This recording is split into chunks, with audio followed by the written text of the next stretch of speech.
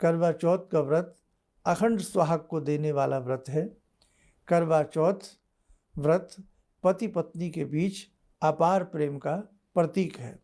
करवा चौथ में चंद्र देवता की पूजा के साथ साथ भगवान शिव, पार्वती, स्वामी कार्तिकेय व श्री गणेश जी का भी पूजन किया जाता है। जैसे भगवती शैलपुत्री अर्थात पार्वती जी ने घोर तपस्या करके भगवान शिव को प्राप्त किया, वैसे ही अखंड सौभाग्य की प्राप्ति हमें भी मिले।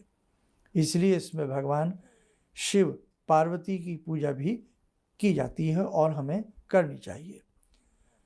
चंद्र उदय के बाद, जब चंद्र निकल जाए, चंद्र उदय के बाद चंद्रमा के दर्शन कर अर्घ्य देकर ही जल भोजन ग्रहण इसमें किया जाता है। तांबा या मिट्टी के करवे में चावल, उड़द की दाल, सुहाग की सामग्री, कंघी, शीशा, सिंदूर, चूड़ियाँ, रिबन और कुछ रुपया, सासू जी के पांव छूकर फल मेवा व सुहाग की सामग्री उन्हें दी जाती है, भेंट की जाती है। कहने का भाव, हमेशा बड़ों से आशीर्वाद ही प्राप्त होता है। सासू माँ के पांव छू कर के जब हम ये सामग्री उन्हें देते हैं तो उनके हृदय से एक बहुत ही स्नेह भरा शुभ आशीष सभी को प्राप्त होता है। और हमारे घर के जितने भी बुजुर्ग हैं, बड़े हैं, वो हमेशा अपने बच्चों को आशीष ही देते रहते हैं। इसलिए बेटे, कई बार भाई सास और बहू, आप कहने की आवश्यकता नहीं है, तो हर चीज़ को भुला दीजिए। आप बस ये समझिए कि मेरे परिवार में प्रेम रहे, मेरे परिवार में प्रेम रहे, मैं अपना जो भी कार्य है बहुत दक्षता के साथ करूं और बिल्कुल भेदभाव के साथ करूं। इसलिए बेटा, जहां पति की दीर्घायु के लिए आप इतनी तप प्रतीक्षा करते हैं, तो वहीं जो हमारे घर के बड़े हैं, बुजुर्ग हैं, उनसे बहुत श्रद्धा भाव से आशीष लेना, आशीर्वाद लेना भी न चूकें। किसी भी प्रकार के मैल को, मन मुटाव को किसी भी तरह से हमें त्यागने का प्रसार हमेशा कर देना चाहिए। ऐसा प्रयास मन में बना ही रहना चाहिए। दूसरी बात, भगवती शैलपुत्री स्वयं भगवान शिव की घोर तपस्या की है उन्हें प्राप्त करने के लिए, और जहाँ जिसको महादेव की प्राप्ति हो जाए वहाँ किस बात की कमी रह जाती है। तो इस व्रत में हम भगवती की उपासना भी करें, भगवान शिव का भी हम पंचोपचार पूजन करें, भगवान श्री गणपति का भी हम पूजन करें। और जब चंद्र निकलें, जब रजनीश एक निखिल ब्रह्मांड में, एक सुंदर नील गगन में जब रजनीश अपनी आभा को बखेरते हैं, तो अपने आप में वो छटा बहुत ही सुंदर हो जाती है। तो चंद्रोदय के साथ साथ भगवान शिव आदि सभी का पूजन करने के उपरांत ध्यान रखें, चंद्रमा का पूजन करें। एक प्लेट में दीप रख लें, थोड़ा चावल रख लें, थोड़ा मिष्ठान रखें, जल रखें। तो जैसे हम घर में भगवान की पूजा करते हैं, धूप दीप अर्पण करते हैं, सेम उसी प्रकार से चंद्रमा को सारी चीज़ें अर्पण की जाती हैं, अर्घ्य दिया जाता है। और फिर उसी थोड़े से बचे हुए अर्घ्य को ले लें, उसी अर्घ्य से हम अपना व्रत को खोल लेते हैं। भाई सुबह से पानी नहीं पिया जाता, शाम तक का समय होता है, कहना आसान होता है, लेकिन उस व्रत को निभाना, उस बात को निभाना वो बहुत ही कठिन होता है। और ऐसी बात नहीं है, जगदम्बा जगत जननी बहुत हौसला देती हैं और बहुत शक्ति देती हैं कि वो शाम तक का समय धीरे धीरे पूरा हो ही जाता है। अब ईश्वर न करे किसी के घर में बीमारियां ज़्यादा हों, या पति ज़्यादा बीमार रहते हों, या कहीं ना कहीं अस्वस्थ बने रहते हों, तो ऐसी स्थिति में हमने कहा ना, भगवान शिव की पूजा की जाती है।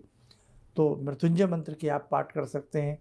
ऐसे ही एक और मंत्र है, भगवान शिव का बड़ा प्रिय मंत्र है, उससे भी पति का स्वास्थ्य बहुत अच्छा होता है। वो दोनों मंत्र भी हम आपको नोट करा देते हैं, आप लोग नोट करें।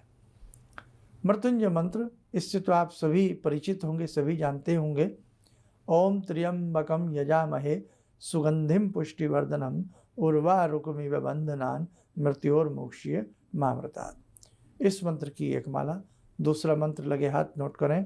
ओम नमो परमात्मने परब्रह्म मम पतिष्य शरीरे पाहि पाहि कुरु कुरु स्वाहा। पुनः सुने। ओम नमो परमात्मने परब्रह्म मम पतिष्य शरीरम पाहि पाहि कुरु कुरु स्वाहा। ये दूसरा मंत्र है, बहुत अच्छा मंत्र है। मम पतिष्यम शरीरम, मेरे पति का शरीर हे भगवान आपकी कृपा से स्वस्थ रहें, वो उनकी आयु बढ़े, सब अच्छा रहे, हमें अखंड सौभाग्य की प्राप्ति हो। तो जैसे ये 2 मंत्र हैं, इन दोनों मंत्रों में से जो भी मंत्र आपके आसानी से आप उसको पढ़ सकें, इस मंत्र की एक माला किसी भी समय, प्रातःकाल, मध्यकाल, संध्याकाल, कभी भी आप इस मंत्र की एक माला आप कर सकते हैं। और करवा चौथ में जिस प्रकार से एक नई दुल्हन होती है ना, सब कुछ नवीनपन, नए वस्त्र, बहुत अच्छे से, इसका क्या मतलब है? इसका मायना यही है कि बिल्कुल जैसे आपने भगवान की फ़ोटो देखी है कभी? जब आप भगवान की फ़ोटो देखते हैं, भगवान राम के स्वरूप को देखते हैं, बिल्कुल यंग स्वरूप में भगवान को दर्शाया जाता है।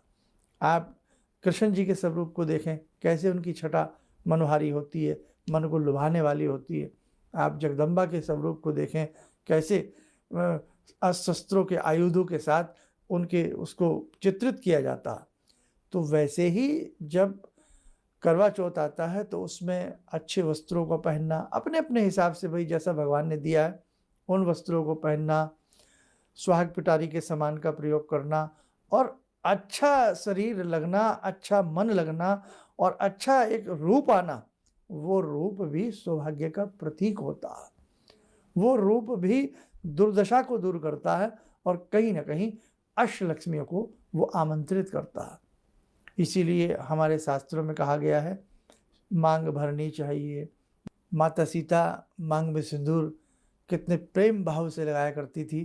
तो उसी सिंदूर से एक प्रसंग आपने देखा हो कि भगवती अपने मांग में सिंदूर लगा रही हैं और हनुमान जी देख रहे हैं।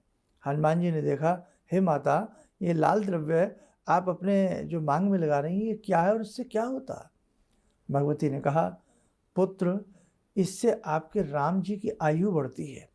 ये आयु को वर्धन करने वाला सिंदूर होता है, अर्थात सिर के बीच में जो सीमंत होती है, मांग होती है, उसमें जो भी सौभाग्यवती महिला अपने मांग में इस सिंदूर लगाती है, उससे उसके पति की आयु बढ़ती है। लाल रंग आयु का भी सूचक है, लाल रंग प्रेम का भी सूचक है, लाल रंग वीरता के भी सूचक है और भगवती को लाल रंग अति प्रिय है।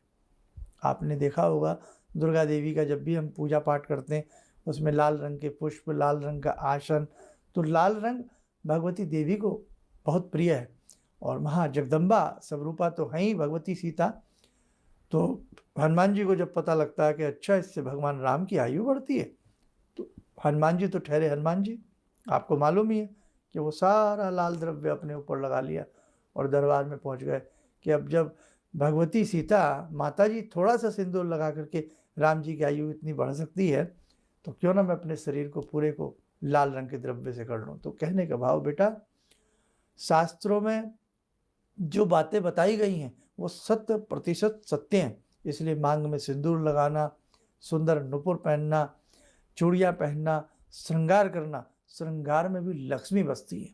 इसलिए ऐसे नहीं है कि हम श्रृंगार इसलिए करते हैं कि हम सुंदर दिखें। ना ना ना ना ना ना, सुंदर दिखना परिभाषा हो सकती है, लेकिन श्रृंगार कहीं ना कहीं मन को प्रसन्न करता है। श्रृंगार घर के अंदर संपत्ति को उत्पन्न करता है। श्रृंगार घर की आभा को, घर की ओरा को, घर के वास्तु को सुंदर बनाता है ना।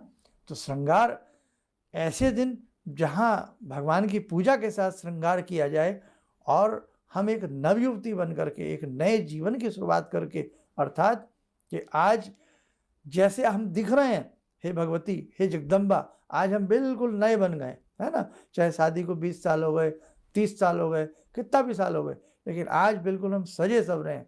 बस यही सौभाग्य, यही रूप, हे जगदम्बा, आपकी कृपा से सदैव मेरे ऊपर बना रहे। तो बड़ा प्यारा व्रत है ये बेटे। और मैंने देखा है कि कुछ लोग जो होते हैं बड़ा इसमें भी ठिठोली डाल देते हैं, बड़ा इसको व्यंग के रूप में नाना भांति के मैसेजेस व्हाट्सएप पे कुछ मिलते हैं। तो बेटे उन सब चीज़ों को नकारिए, ऐसे मैसेज मत देखिएगा, मत सुनिएगा, डांटिए उन लोगों को कि आपने क्या धर्म का मजाक बना रखा, आप मजाक समझ रहे हैं, एक दिन प्यासा रह के देखिएगा, है ना, तो समझ में आती है बात। इसलिए मजाक, अभद्र बातें बिल्कुल भी आप उन चीज़ों को आगे ऐसे मैसेज जो आपको भेजता है उसको डांटिएगा कि भाई ये हमारा भारतीय सभ्यता है, हमारी सुंदर कल्चर है, और आप उसमें अभद्र टिप्पणी या उस मजाक के रूप में उस चीज़ को प्रस्तुत करके दिखाना वो हमेशा गलत होता है। तो हमारे तीज त्यौहार बहुत बड़े तीज त्यौहार हैं। साथ ही हमने वो 2 मंत्र भी आपको बताए हैं, उनमें से जो भी एक मंत्र आप पढ़ना चाहें तो उस मंत्र को जितना भी आपको जब भी समय मिले उसे आप पढ़ने का प्रयास करें। और दिन में चलते फिरते उठते बैठते जय दुर्गा जय दुर्गा जय दुर्गा आप लोग पढ़ते रहें। सर्व मंगल मांगल्ये शिवे सर्वार्थ साधिके शरण्य त्र्यंबके गौरी नारायणी नमोस्तुते। इस मंत्र को भी आप दिन में चलते फिरते उठते बैठते खूब पढ़िए, सर्व मंगल मांगल्य।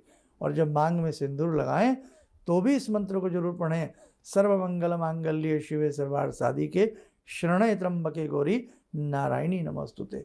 और बाकी तो देखो, आपकी जैसी हम सबकी भावना होती है अपने तीज त्योहार के प्रति, हमें भगवान वैसा ही आशीष देते हैं। समझे आप, भावना बड़ी है, भावनाओं से भगवान प्रसन्न होते हैं, न कि चढ़ाए गए द्रव्यों से। तो बस भाव अच्छे रखना, अच्छे भाव के साथ अपनी करवा चौथ को मनाइएगा और अपने घर में हंसी खुशी के साथ एक अच्छा माहौल उत्पन्न करने का हम लोग प्रयास करें। कई बार पति पत्नी के बीच में भी वैमनस्य की स्थिति बन जाती है, मनमुटाव की स्थिति बन जाती है।